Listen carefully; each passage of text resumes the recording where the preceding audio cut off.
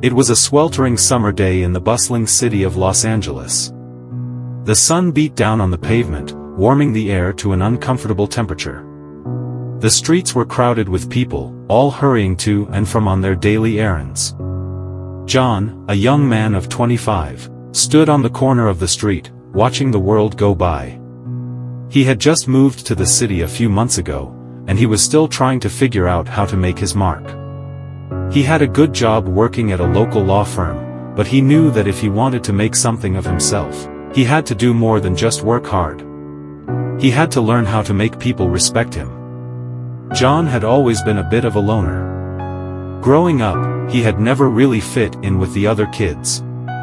He was always the quiet one, the one who did his own thing and kept to himself. As a result, he had never really developed any strong relationships with people.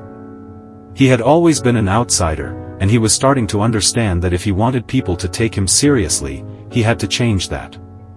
He thought about the people he respected the most. His boss at the law firm was someone he looked up to. He was a hard-working, ambitious man who always seemed to be one step ahead of everyone else. He was always calm and collected, and he always spoke with authority. This was the kind of respect that John wanted to achieve. John started to think of ways he could become someone like his boss. He knew that he had to be confident and he had to be able to communicate effectively. He also knew that he had to be assertive and not be afraid to stand up for himself. In order to do this, he had to start by believing in himself. John began to practice affirmations every day. He would look in the mirror and tell himself that he was capable, that he was strong, and that he was worthy of respect. He also started to read books on self-improvement and leadership. He learned how to be assertive in conversations and how to stay calm when things got heated. The next step was to start putting himself out there. He began to volunteer for projects at work, and he started to take on more responsibility. He also began to network with other professionals in the city. By getting to know people in his field, he was able to demonstrate his knowledge and experience. John also began to dress better. He invested in some quality suits and dress shirts, and he made sure to always look presentable. He knew that people judge others based on their appearance, and he wanted to make sure he was always giving off a good impression. Finally, John started to take care of himself. He began to exercise regularly and he adopted a healthier diet. He also started to meditate and practice yoga, which helped him to stay calm and focused.